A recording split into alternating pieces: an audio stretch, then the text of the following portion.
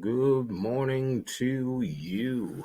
It must be 5 a.m. Eastern Standard Time somewhere out there because it's time for another edition of Hardison's Tips. I'm your host, Brandon Hardison, and we do all of this for our brothers and sisters that are in every vertical of sales, whether it's major account, key account, up and down the street, and home sales, copier sales, retail sales, automotive sales. I hope everyone enjoyed their Thanksgiving holiday weekend and that you were safe. And now we're ready to get back on to it. So while you're getting dressed, let me unpack this for today.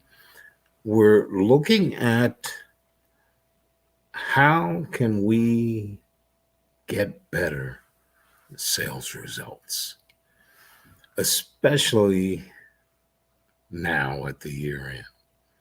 See, because it seems very obvious that a better sales plan yields better sales results.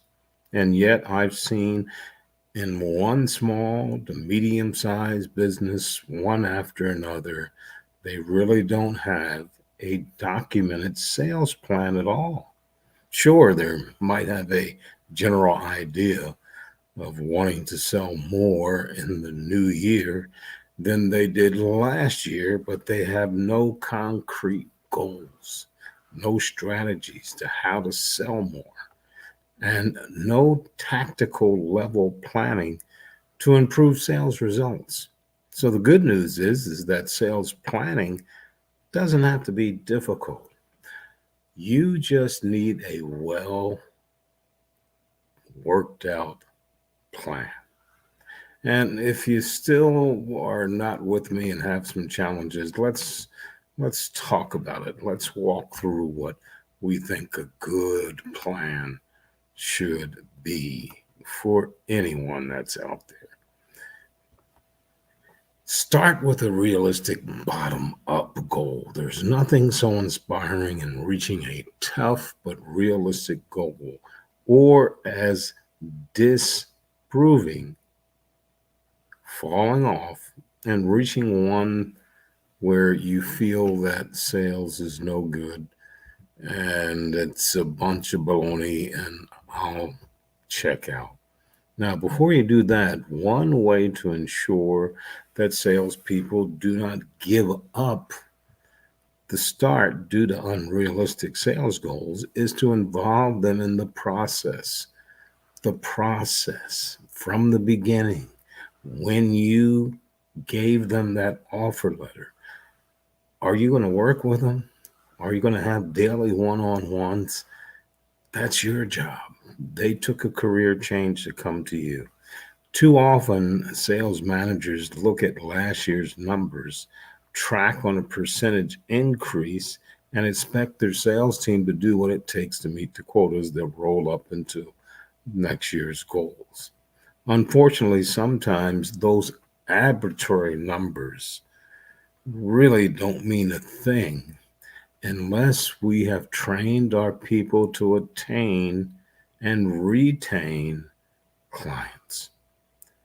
Now, the reverse also can be true. A good might be set too low when it comes to a bar, and as a manager, we don't have to really do that much to achieve some goals. But either way, your goals should be set appropriately. When they're not too high or too low, frontline salespeople are the closest of the pulse in any territory or marketplace. And we should have the best ideas about what sales levels can be attained. So that's why I say let's start from the bottom up. Because when we do that, we're doing best practices. So here's what I would say: get strategic. Raising prices as a means to increase revenue doesn't increase your market share. In fact, it can only erode market share if current and prospective customers seek more economical solutions. If they feel that the current team is not doing, they're empowered to move on to someone else.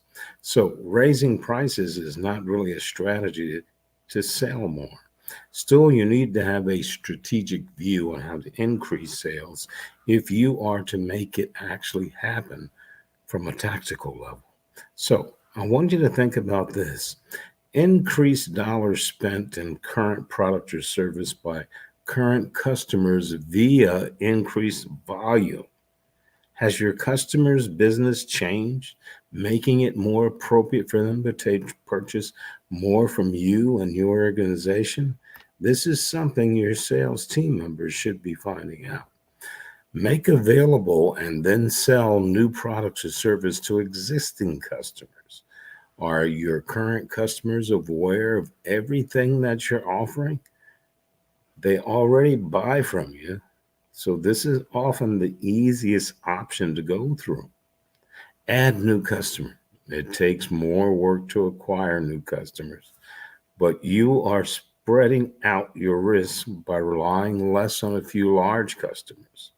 Allocate your sales team's resources strategically to match your best resources with your best existing or prospective customers.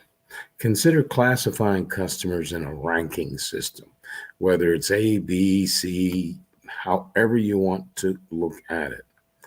The key thing is we give all, the way you rank them, A, B, and C, the same consistent process that we would give to anyone. In other words, A is no better than B and is no better than C. The more we have in the pipeline that we can call on and ask through a relationship value presentation, we can keep that person. Now, keep in mind, none of these ideas are revolutionary. Perhaps there are some strategic and well set foundation of success out there that you're currently doing.